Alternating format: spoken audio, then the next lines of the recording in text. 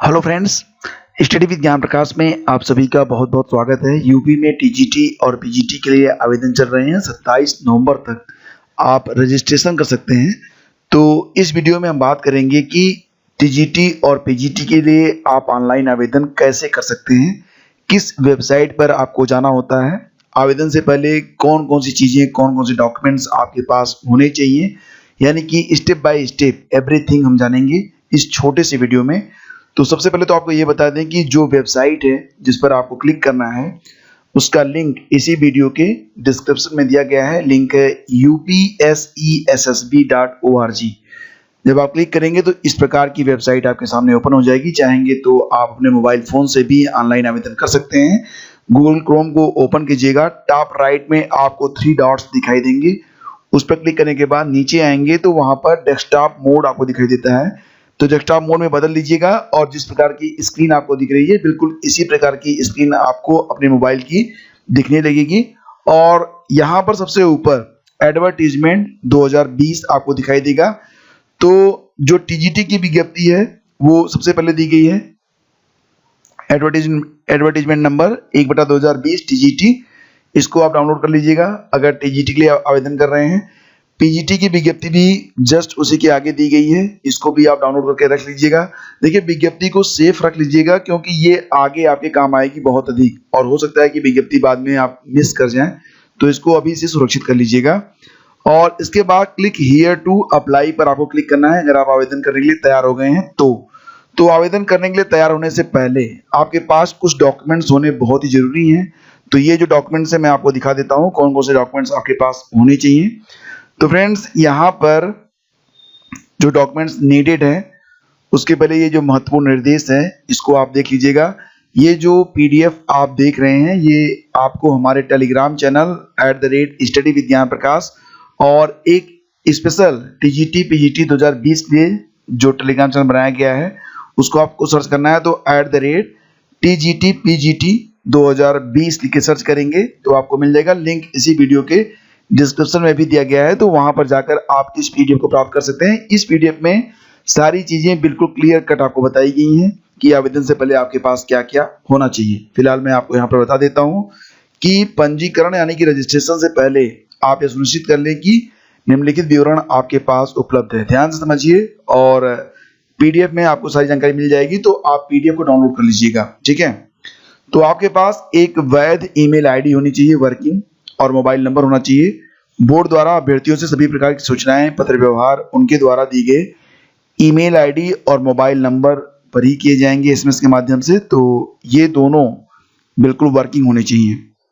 ठीक है, high school, intermediate और सभी अनिवार्य योग्यताओं जैसे कि डिग्री के शैक्षणिक बोर्ड, उत्तीर्ण वर्ष, अनुक्रमांक, प्राप्तांक, पूर्णांक, ग्रेड, यदि ग्रेड सिस्टम है तो प्राप्तांक प्रतिशत, सारी चीजें आपके पास पहले से होनी चाहिए। उत्तर प्रदेश राज्य के निवासी होने की दशा में उत्तर प्रदेश राज्य के निवासी डोमिसाइल प्रमाण पत्र का प्रमाण पत्र क्रमांक, जारी करने की तिथि और जारी करने वाले प्राधिकारी का नाम। एक सवाल आप लोगों में से बहुत सारे लोग पूछ रहे हैं कि कितना पुराना होना चाहिए।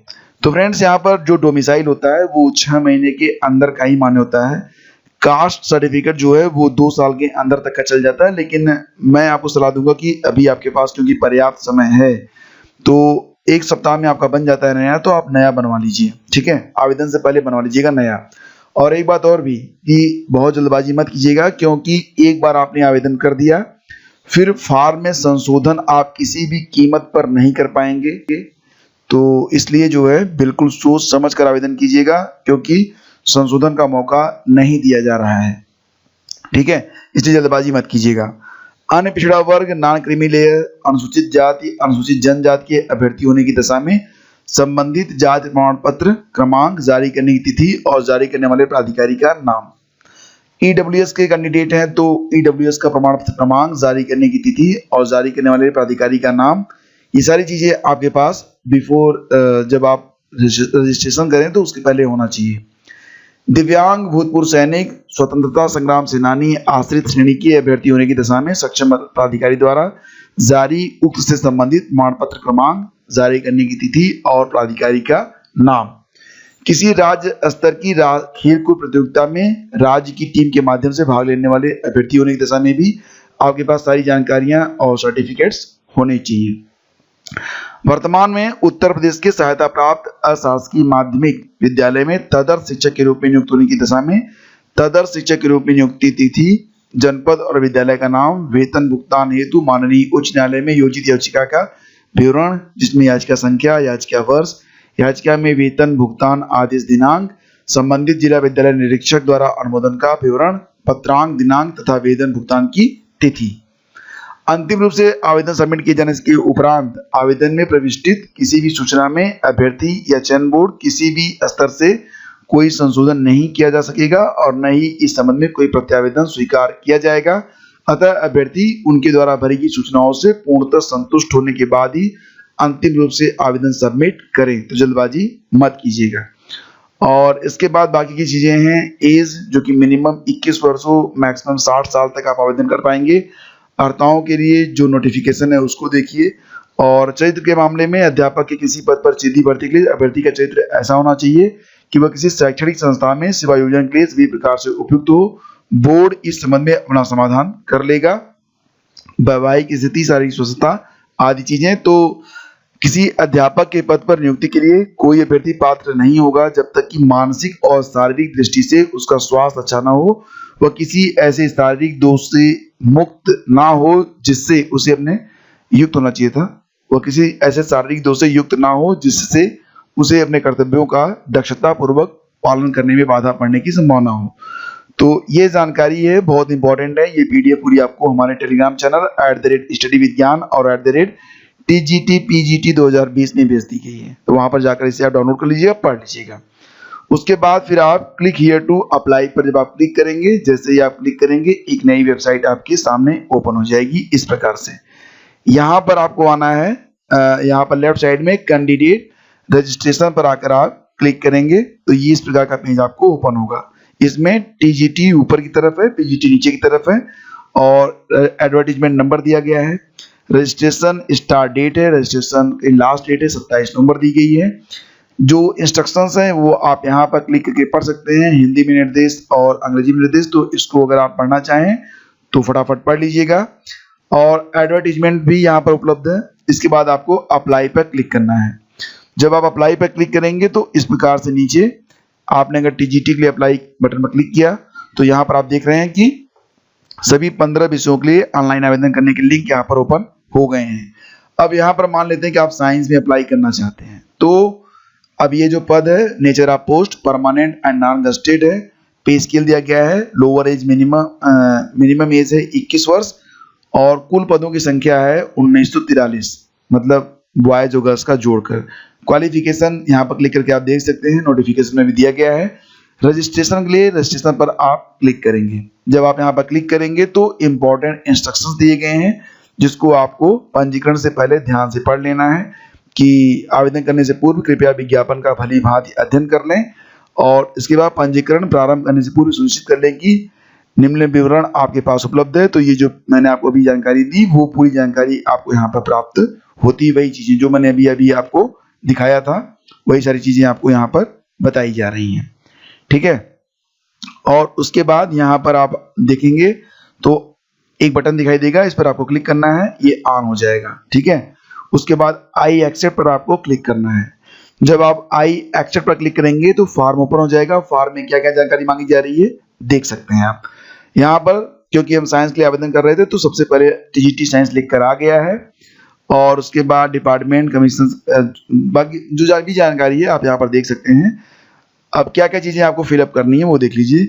कैंडिडेट का नेम, फादर्स नेम या फिर हस्बैंड नेम, अगर महिला अभ्यर्थी है तो हस्बैंड का नाम भी दे सकती है। Mother name, date of birth, gender, are you married, yes या नो, सिटीजनशिप, डोमिसाइल स्टेट अगर आप यूपी के हैं या फिर जिस भी स्टेट के हैं, कैटेगरी, मोबाइल नंबर और ईमेल आईडी। ये हो गया आपका पर्सनल डिटेल्स। इसके बाद कैंडिडेट परमानेंट एड्रेस, तो नेम, केयर ऑफ, उसके बाद हाउस नंबर या विलेज, स्ट्रीट नंबर या पोस्ट ऑफिस, स्टेट नेम, जिले का नाम, तहसील का नाम, ब्लॉक नेम, ये ऑप्शनल है, चाहे तो भरें चाहे तो ना भरें। पुलिस स्टेशन ये कंपल्सरी, जहां जहां पर स्टार लगा हुआ है वो कंपल्सरी है। विलेज का नेम ये भी ऑप्शनल है और पिन कोड। एकेडमिक में हाई स्कूल का हो गया, बोर्ड का नाम आपको सेलेक्ट करना है जिस भी बोर्ड से आप हो, किस साल आपने पास किया था, रोल नंबर और इवैल्यूएशन टाइप। जैसे कि अगर आपने यहाँ पर मार्क सेलेक्ट किया तो आपको ऑब्टेन मार्क, मैक्सिमम और मिनिमम, परसेंटेज, डिवीजन सब कुछ यहाँ पर देना होगा। इसी प्रकार से इंटरमीडिएट वाला सेक्शन भी आपके सामने आएगा, उसको भी आप फिलअप कर लेंगे। और यहाँ पर टीजीटी साइंस के लिए जो एलिजिबिलिटी है वो यहाँ पर दी गई है। ये एसेंशियल क्वालिफिकेशन है, तो भारत में विधि द्वारा स्थापित किसी मान्यता प्राप्त विश्वविद्यालय से भौतिक विज्ञान और रसायन विज्ञान के साथ बीएससी की उपाधि। अब यहाँ पर मैं एक बार फिर से क्लियर कर दूं कि भौतिक विज्ञान और रसायन विज्ञान मान लेते हैं कि आपने भौतिकी, रसायन और गणित के साथ अपनी बीएससी कंप्लीट की है।